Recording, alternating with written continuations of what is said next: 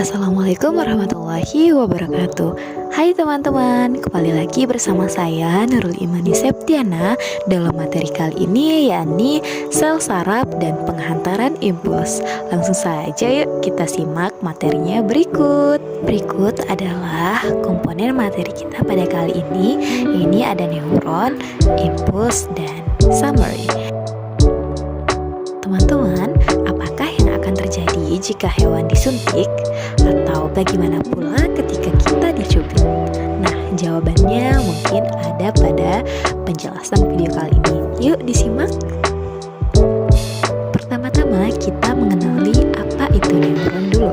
Neuron merupakan sistem saraf yang terdiri atas sel-sel yang disebut neuron. Neuron bergabung membentuk suatu jaringan untuk menghantarkan impuls atau rangsangan.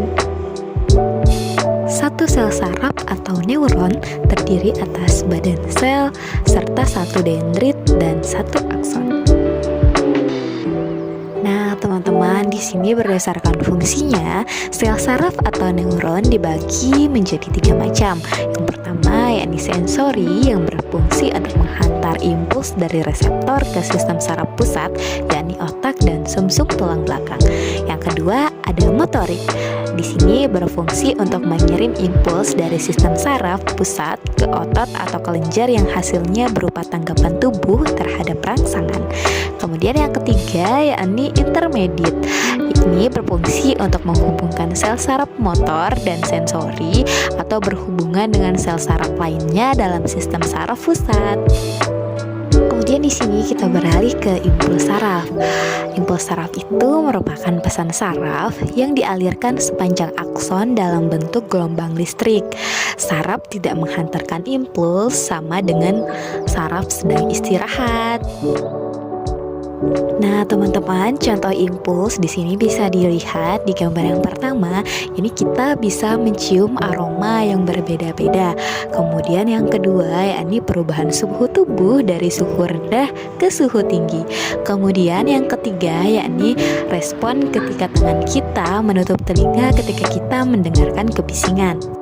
Kemudian impuls yang diterima reseptor dan disampaikan ke efektor akan menyebabkan yang pertama, contohnya adalah ketika kita melakukan gerakan menutup dan membuka mata ketika ada benda asing yang masuk ke mata kita. Kemudian di gambar yang kedua, ketika kita mengangkat kaki jika kita menginjak sesuatu. Kemudian yang ketiga yakni ketika kita menutup hidung jika kita mencium bau yang tidak sedap. Nah, teman-teman, ternyata penghantaran impuls dapat dilakukan atau dihantarkan melalui sel saraf dan sinapsis loh. Oke, kita bahas yang pertama yakni penghantaran impuls melalui sel saraf. Impuls dapat dialirkan melalui serabut saraf karena adanya perbedaan potensial listrik antara bagian luar dan bagian dalam serabut saraf. Pada saat sel saraf istirahat, sebelah dalam serabut saraf bermuatan negatif, sedangkan di sebelah luar serabut saraf bermuatan positif. Keadaan muatan listrik tersebut diberi nama potensial istirahat, sedangkan membran serabut saraf dalam keadaan polarisasi. Jika sebuah impuls merambat melalui sebuah akson dalam waktu singkat, muatan di sebelah dalam menjadi positif dan muatan di sebelah luar menjadi negatif. Perubahan tiba-tiba pada potensial istirahat bersamaan dengan impuls disebut potensial aksi atau potensial kerja. Pada saat ini terjadi depolarisasi pada selaput membran akson. Proses depolarisasi merambat sepanjang serabut saraf bersamaan dengan merambatnya impuls. Akibatnya, muatan negatif di sebelah luar membran merambat sepanjang serabut saraf. Berikutnya adalah impuls melalui sinaps. Antara ujung bonggol sinaps dengan membran sel saraf berikutnya, terdapat celah sinapsis yang dibatasi oleh membran prasinaps dan membran postsinaps dari sel saraf berikutnya atau membran efektor. Apabila impuls saraf sampai pada bonggol sinaps, maka gelembung-gelembung sinapsis akan mendekati membran prasinaps, kemudian melepaskan isinya yaitu neurotransmitter ke celah sinapsis. Impuls saraf dibawa oleh neurotransmitter ini. Neurotransmitter menyeberangi celah sinapsis menuju membran postsinaps. Zat kimia neurotransmitter mengakibatkan terjadinya depolarisasi pada membran postsinaps dan terjadilah potensial aksi atau potensial kerja. Ini berarti impuls telah diberikan ke serabut saraf berikutnya. Dengan demikian, impuls saraf menyeberangi celah sinapsis dengan cara perpindahan zat-zat kimia untuk kemudian dilanjutkan pada sel saraf berikutnya dengan cara rambatan potensial aksi.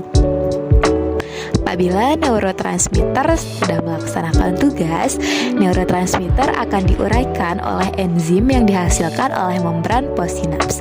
Misalnya, apabila neurotransmitter berupa asetilkolin, maka enzim yang menguraikannya adalah enzim asetilkolinesterase. Nah, dari tadi kita udah bahas nih sinapsis dan neurotransmitter. Nah, sebenarnya apa sih sinapsis dan neurotransmitter itu? Sinapsis merupakan celah di antara ujung akson yang berfungsi untuk memungkinkan impuls sensorik untuk melakukan perjalanan dalam satu arah. Sedangkan neurotransmitter merupakan zat kimia yang disintesis dalam neuron. Neurotransmitter merupakan cara komunikasi antar neuron.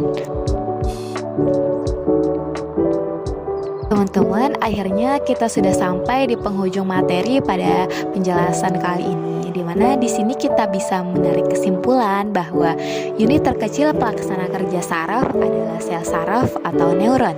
Sistem saraf terdiri atas jutaan neuron. Fungsi sel saraf adalah mengirimkan pesan atau impuls yang berupa rangsangan atau tanggapan. Dalam kegiatannya, saraf mempunyai hubungan kerja seperti mata rantai antara reseptor dan efektor.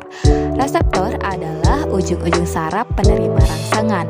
Reseptor terdapat pada alat indera. Efektor adalah sel saraf yang mengirimkan tanggapan atas rangsang. Rangsangan atau impuls menyebabkan terjadinya perubahan dalam tubuh atau bagian tubuh. Rangsangan dapat berasal dari luar tubuh. Indera penerimanya disebut reseptor luar atau ekteroreseptor. Rangsangan dari dalam tubuh sendiri dapat berupa rasa lapar. Indera penerimanya disebut reseptor dalam atau interoreseptor. Selanjutnya, saya ucapkan terima kasih untuk teman-teman yang sudah menonton video ini sampai akhir.